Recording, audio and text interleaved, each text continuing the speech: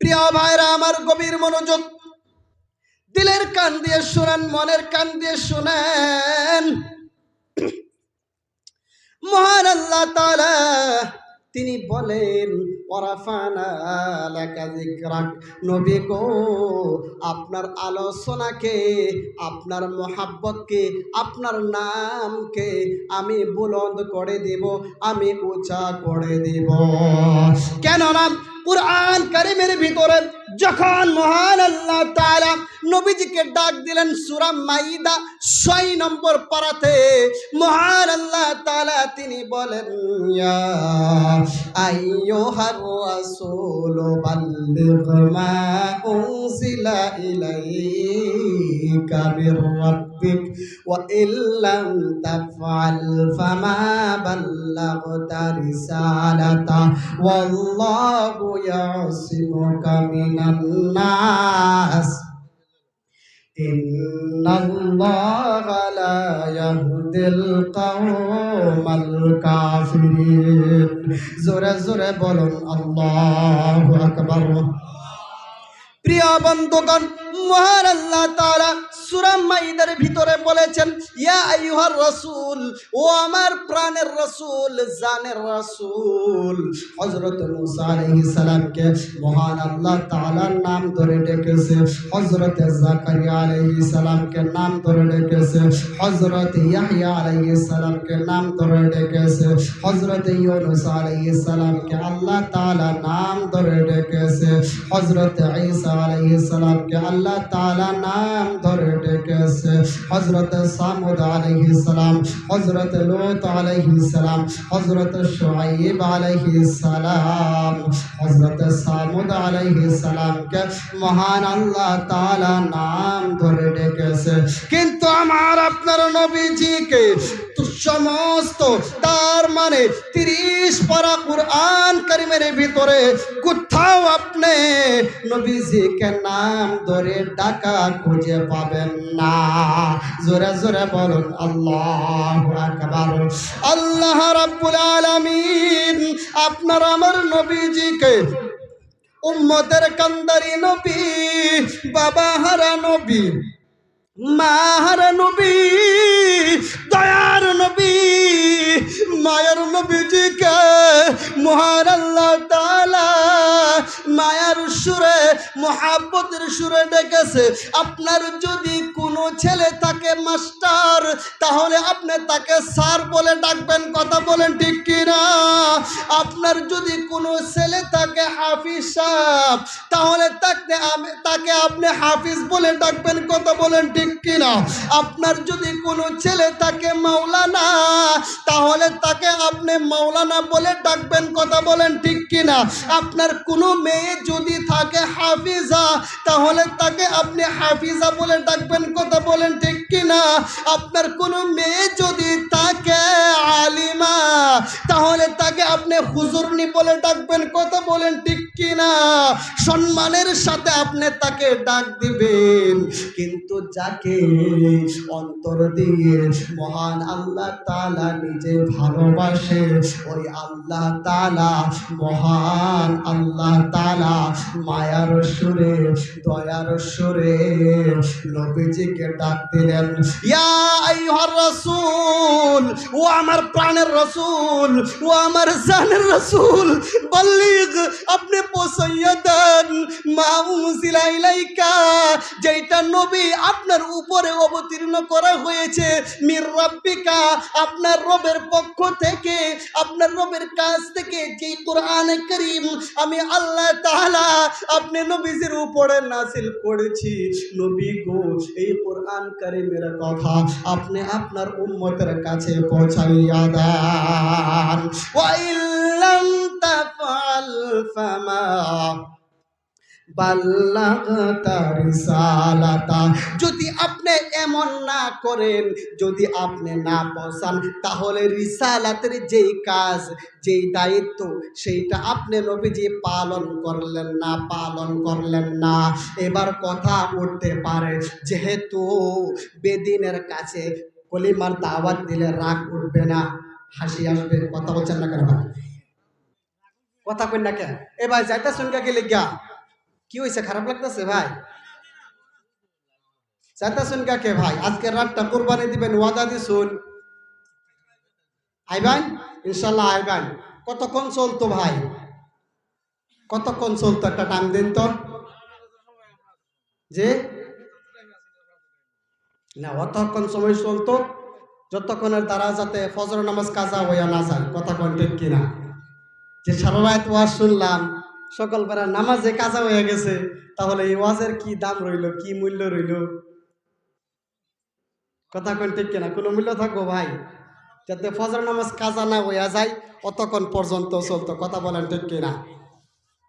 এবার একটা প্রশ্ন আসতে পারে, ভাই যারা যারা যাইতাছুন হাজতের লাগে হাজত শেষ করে আয়া পড়বেন ইনশাআল্লাহ।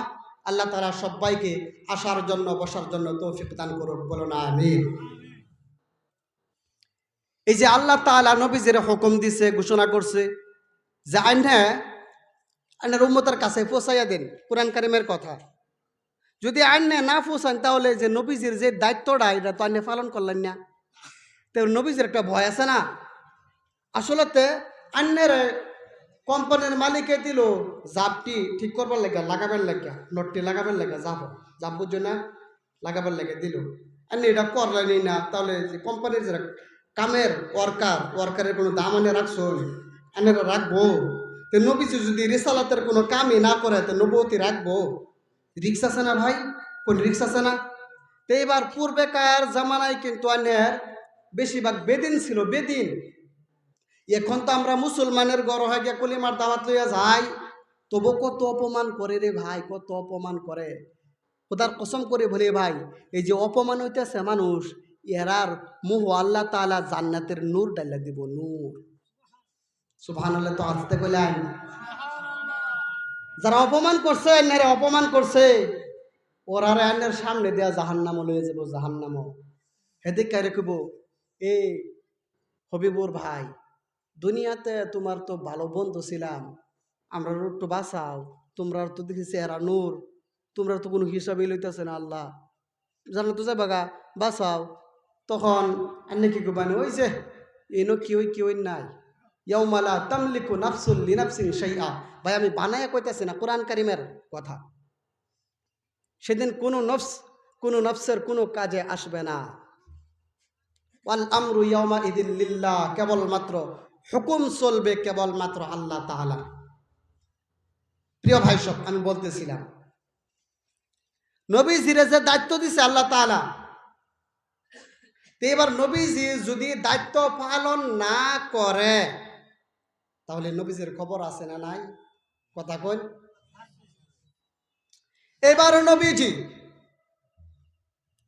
মহান আল্লাহ তাআলাকে বলে, পর্দার আড়ালে মা বোনেরা আছেন, গভীর মনোযোগ দিয়ে কথাগুলো শুনে নেবেন।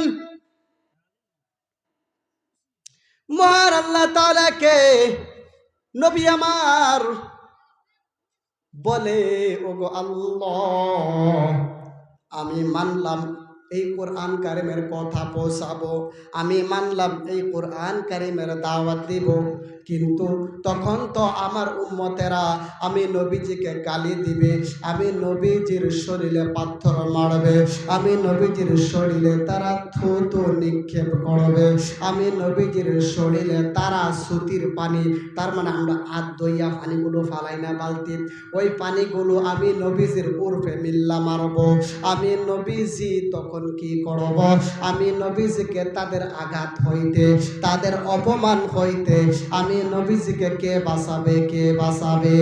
তখন মহান আল্লাহ তাআলা তিনি বলেন, ওয়াল্লাহু, আমি আল্লাহ তাআলা নিজেই, ইয়াসিমুকা, আপনি নবীজিকে, কা মানে হলো আপনি নবীজি, আপনি নবীজিকে ইয়াসিমু বাঁচাইব মিনান নাস, নাস শব্দের দ্বারা কেবলমাত্র মুসলমানকে বোঝাই নাই, বলেন আল্লাহু আকবার, কেবলমাত্র হিন্দুদেরকে বোঝাই নাই, বলেন আল্লাহু আকবার। এই মিনান নাস শব্দের দ্বারা মহান আল্লাহ তাআলা তাম বিশ্বের মাধ্যমে যত ধর্মের লোকেরা আছে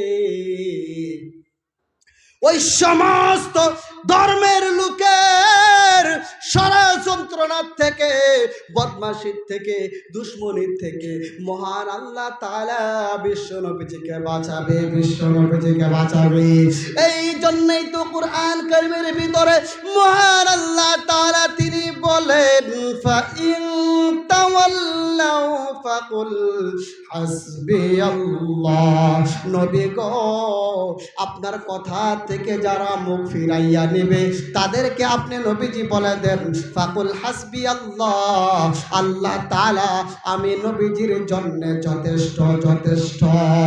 সূরা ইনশিরার ভিতরে মহান আল্লাহ তাআলা বলেন, ওগো নবীজি, আপনার সম্মানকে, আপনার ইজ্জতকে আমি বুলন্দ করে দিব, বুলন্দ করে দিব।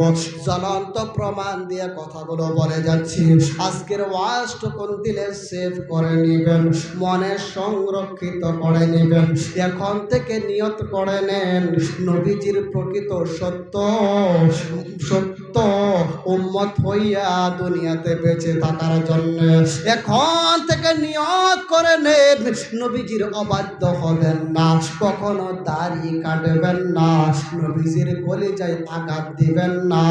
যেই দুই পাও দিয়ে তুমি জান্নাতে যাওয়ার জন্য আশা করতেছো, ওই দুই পাও দিয়ে নবীজিকে শান্তি দেওয়ার জন্য কেন তুমি মসজিদে আসতে পারতেছো না?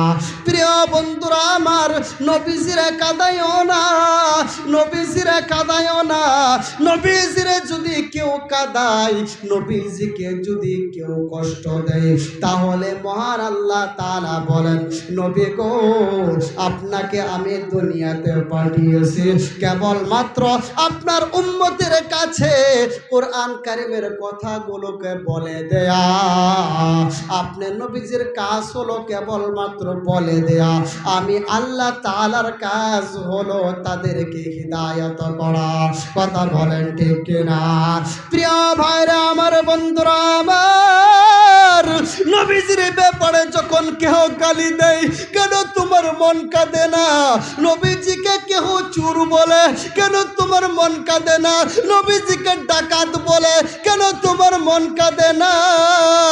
নবীজিকে, নবীজির মাকে গালি দেয়, কেন তোমার মন কাঁদে না? নবীজির চরিত্রকে নিয়ে গালি দেয়, কেন তোমার মন কাঁদে না? জ্বলন্ত প্রমাণ দিয়ে কথাগুলো বলে যাচ্ছি। উত্তর প্রদেশের জমিনে যখন একজন মহিলা নবীজিকে গালি দিল, তখন 20 বছরের একটা যুবক উত্তর প্রদেশের রাজপথে দাঁড়িয়ে দাঁড়িয়ে বলতেছে, নবীজিকে গালি দিলে এটা কখনো সহ্য করা যায় না। নবীজির নামে, নবীজির চরিত্রের মাধ্যমে দাগ লাগাইলে এটা কখনো সহ্য করা যায় না। আমি যুবক তো এখনো বেঁচে আছি, বেঁচে আছি, বেঁচে আছি। আমি যুবক বেঁচে থাকতে আমার রাসূলকে কি করে গালি দিতে পারো?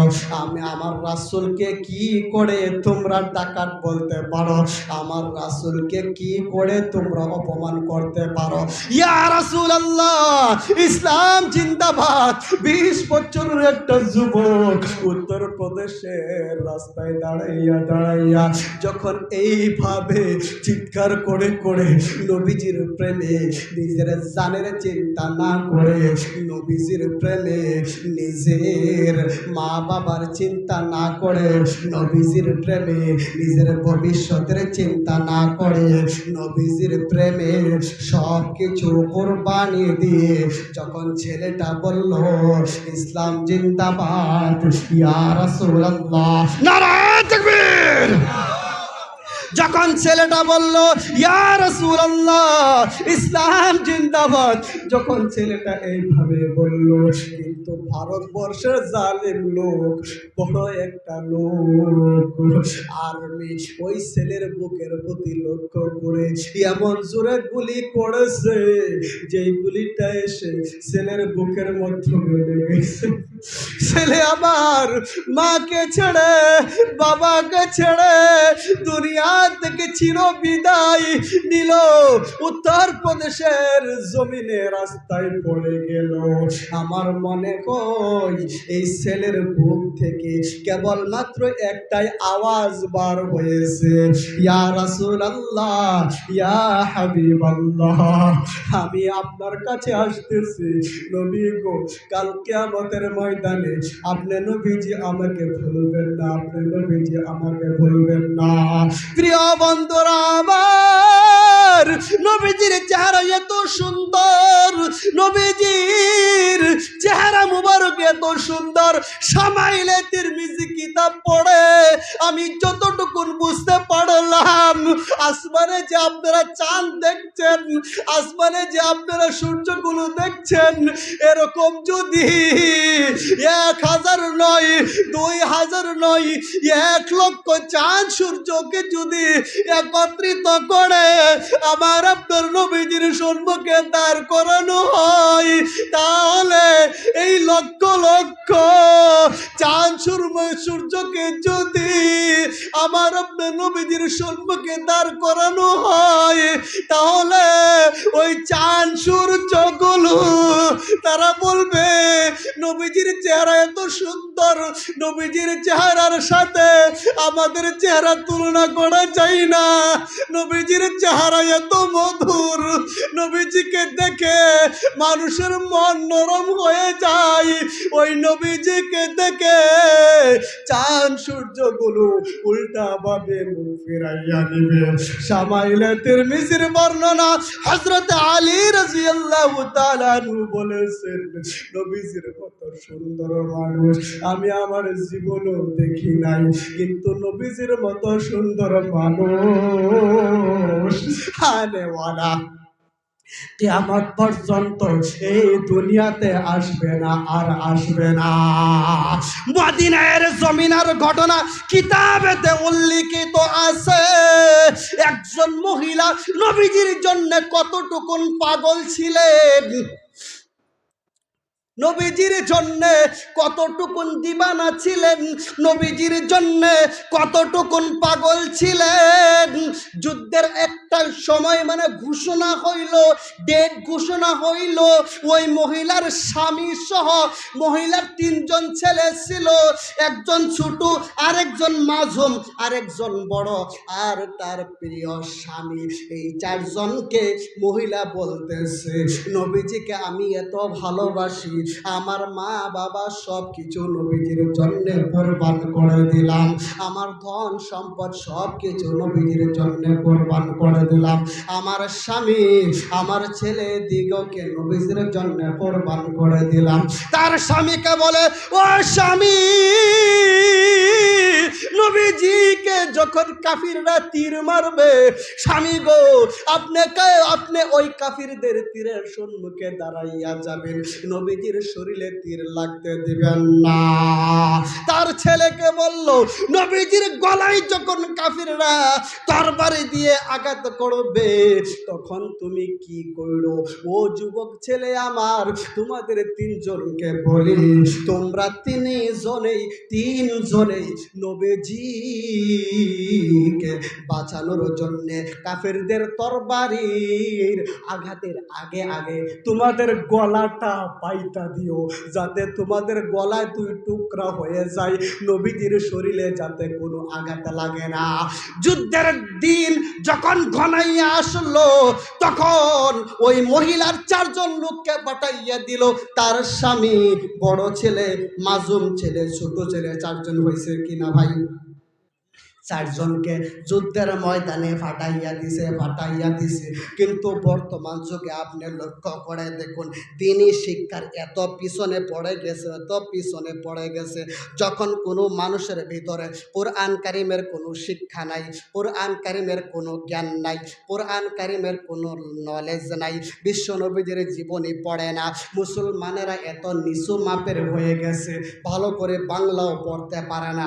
আহারে, যখন কোনো দলিলে বা কোনো দস্তখতে সাইন করতে দেওয়া হয়, দস্তখত করার জন্য দেওয়া হয়, তখন আঙ্গুলটা বাড়াইয়া দেয়, এমন মুসলমান আছে না নাই ভাই? তাহলে ওই মুসলমানেরা নবীজির জীবনী না পড়া, আরবি শিক্ষা অর্জন না কইরা নবীজির প্রতি মহাব্বত তাদেরকে পারবে না কমবে? কথা বলছেন না কেন ভাই? অবশ্যই মহাব্বত কমবে, অবশ্যই মহাব্বত কমবে। এর জন্য আমি অনুরোধ করে যাই, নবীজির মহাব্বতে হযরতে আব্দুল কাদের জিলানী রহমতুল্লাহি আলাইহির মা, যখন আব্দুল কাদের জিলানী রহমতুল্লাহি আলাইহির বয়স 18 বছর হয়েছে, তার মানে কথাটা অঙ্ক করবেন ভাই, কিতাবের থেকে কইতাছি, একটা কথাও নিজের থেকে বানাইয়া কইতাছি না। কুরআন কারীমের আয়াত সূরা নাবার প্রথম পৃষ্ঠা নিচের দিকে মৌলানা আসুন, তারারও এই সূরা মুখস্থ আছে, হাফিজ সাহেব আছে, তারারও এই সূরা মুখস্থ আছে, অনেক নামাজি আছে কোরআন পড়নেওয়ালা, তারারও এই সূরা মুখস্থ আছে। ভাই আয়াতের তাফসীরটা খুললে দেখবেন তাফসীরে মাজাহারি, এই তাফসীরে মাজাহারিত গেছে ইয়াউমা ইউনফাখু ফিস সূরি ফাতাতুনা আফওয়াজা, তার মানে অর্থ হলো এটাই, যেদিন সিংহাই ফুক দিব, সিংহাই ফুক দেওয়ার জন্য করে একটা কিন্তু ফুক দিব ইসরাফিল আলাইহিস সালাম। ভাই খবরদার, ও কিয়ামতের ময়দানে লেগে তৈরি হয়ে যায়, দুনিয়াতে ভাই বেশি দিন বাঁচবেন না, বেশি দিন বাঁচতেন না। যখন ফুক দিব মানুষেরা সবে কি করব, দলে দলে দলে দলে দলে দলে কিয়ামতের ময়দানে গিয়ে হাজির হইব। আর ওই কিয়ামতের ময়দানও একটা দল মানুষ থাকবো ভাই, জিরবা, এই আদাত লাম্পা থাকবো, আদাত লাম্পা ভাই বানাইয়া কইতাছি না ভাই, তাফসীরে মাজাহারি সূরা নাবার তাফসীরে দেখবেন ইয়াউমা ইউনফাখু ফিস সূরি ফাতাতুনা আফওয়াজা, নবীজি নিজের মুহে কইছে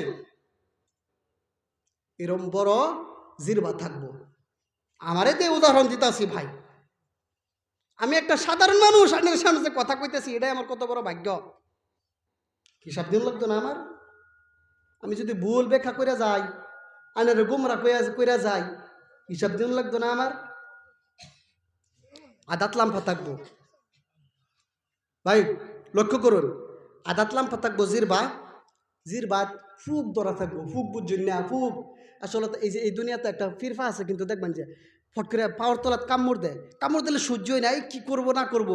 এটা যদি কেউ জিগা ভাই বালা আসো, উল্টে আরো তারা জিগাইতে না, এই বাড়া এটা খবর জিগানি সময় রাগ ওঠে না? যেরকম ধরেন যে আমরা ভাত খাইতে থাকি, আবার জাল লাগিয়া বললে যদি কেউ জিগা ভাই তোমার কারবার সাবার কিরম চলতেছে, তোমার যে ক্ষেত করছিল, যে বুড়ো ক্ষেত ধান বালাইছে, তখন আনে কিরম রাগ উঠবো, আরে বেড়া এই বেড়া জালে বাঁচতাছি না, তুমি বেড়া না আলাপ লইছো, রাগ উঠতো না ভাই? আচ্ছা কিয়ামতের ময়দানে এর একটা কারে দেখাইবার কথাটা নৌকা করতেছ না?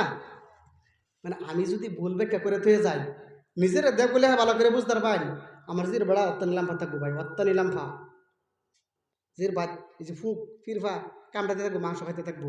আর এই যে ফুডুন থাকবো, ফুডুন, এই যে কিরা হয় না, কিরা এটা করে না, এটা করে না, এই কিরা হইব, কিরা এটা করবো। আর জিরবার থেকে দূর গন্ধ গন্ধ বাইর হইতে থাকবো।